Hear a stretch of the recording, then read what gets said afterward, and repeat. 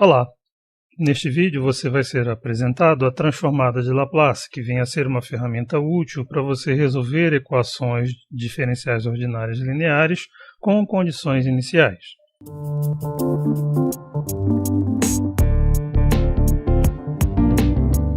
A transformada de Laplace se refere a funções f de x com domínio de 0 até infinito. Ela é construída a partir de um f de x ao multiplicarmos esta função f de x por uma exponencial, o exponencial de menos sx, em que introduzimos, neste momento, uma outra variável, a variável s, que é chamada de variável conjugada a x. Em seguida, integramos este produto em x de 0 até infinito. E o que resulta dessa integração é uma outra função, agora da variável s, porque já fizemos uma integração em x. Esta nova função f de s é chamada de transformada de Laplace da função f de x. E é comum também utilizarmos esta outra notação.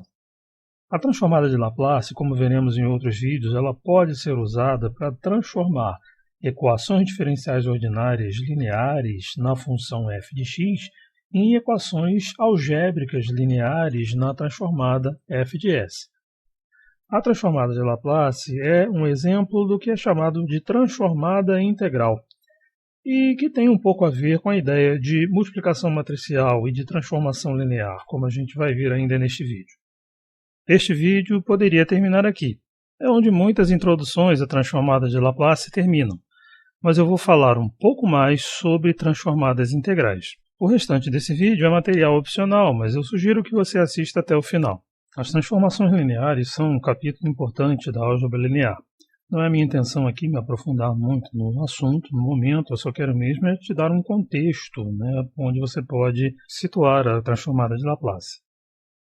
Mas uma transformada linear ela se refere a operações sobre vetores, sobre elementos de um espaço vetorial, operações essas que são caracterizadas pela linearidade, ou seja, a transformação de uma combinação linear é a combinação linear das transformações, basicamente é isso.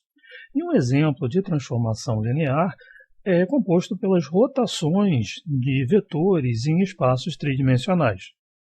Imagine então um espaço tridimensional com eixos x, y, z ortogonais e considere um vetor neste espaço com 3 componentes, vamos chamar também de x, y e z. Esse vetor pode ser representado através de uma matriz coluna, uma matriz 3×1, e digamos que você queira girar este vetor em torno do eixo z, de um certo ângulo θ. Este novo vetor terá componentes, vamos dizer, x', y' e z'. E estas novas componentes poderão ser relacionadas com as componentes do vetor original através de uma transformação linear, representada, nesse caso aqui, por esta matriz. Então veja que operações matriciais são importantes para a descrição de transformações lineares, o que nos leva então à questão da multiplicação matricial. Vamos agora relembrar rapidamente como é realizada a multiplicação matricial.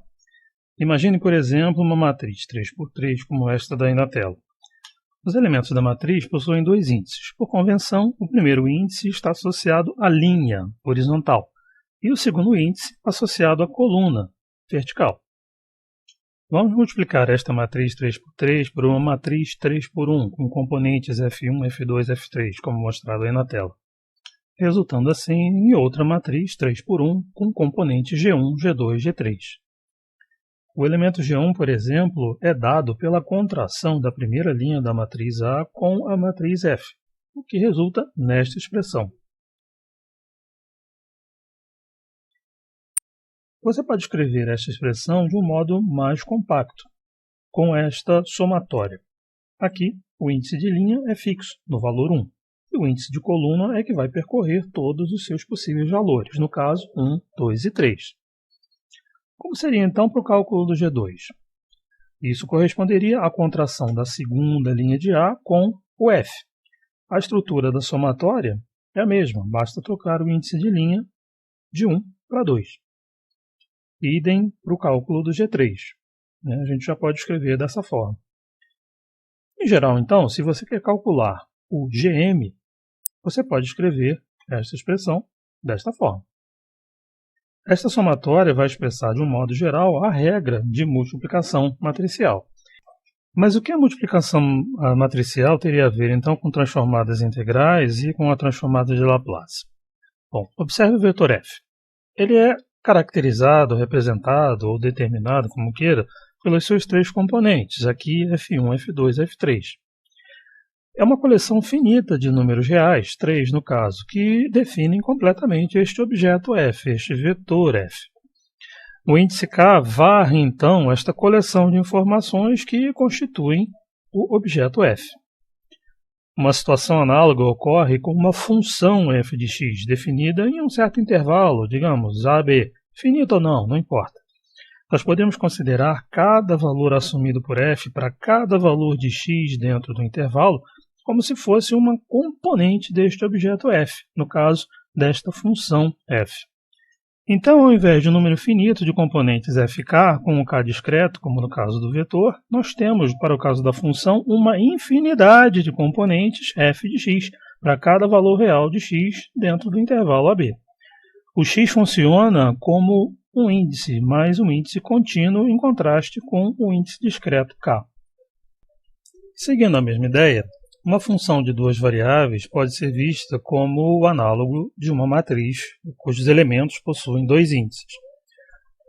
A somatória varre todos os possíveis valores de k. O análogo a essa somatória para uma variável contínua x é uma integral definida no intervalo de definição da função f de x.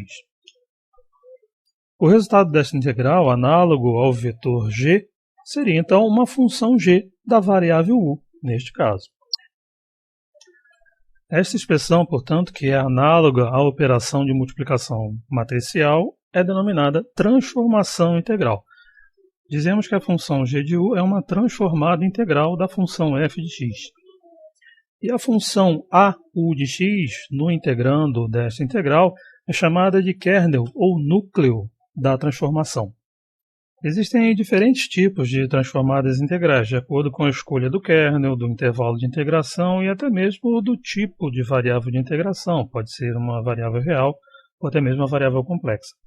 Além da transformada de Laplace, que vamos estudar aqui neste curso, há também outras transformadas. Eu estou listando elas aí só para citar algumas. No caso da transformada de Laplace, o kernel é a função exponencial de menos sx, onde se usa a variável s ao invés de uma variável u, tradicionalmente. E o intervalo de integração vai de zero até infinito. O zero é escolhido por conta de a transformada de Laplace ser utilizada na solução de equações diferenciais sob condições iniciais. Geralmente, a gente conhece o comportamento da função num certo ponto, tipicamente em zero, e a gente quer determinar o comportamento de uma função, solução de uma equação diferencial, para todos os valores da variável independente a partir daquele ponto, até o infinito. Então, por isso, esse intervalo de integração. Com estas escolhas, a transformada de Laplace assume, então, esta forma, como a gente tinha mostrado no início do vídeo. Em outro vídeo, você verá como calcular a transformada de Laplace de algumas funções básicas, quer seja usando diretamente a definição da transformada, ou seja, calculando a integral, ou então usando algumas de suas propriedades que iremos explorar. Até lá!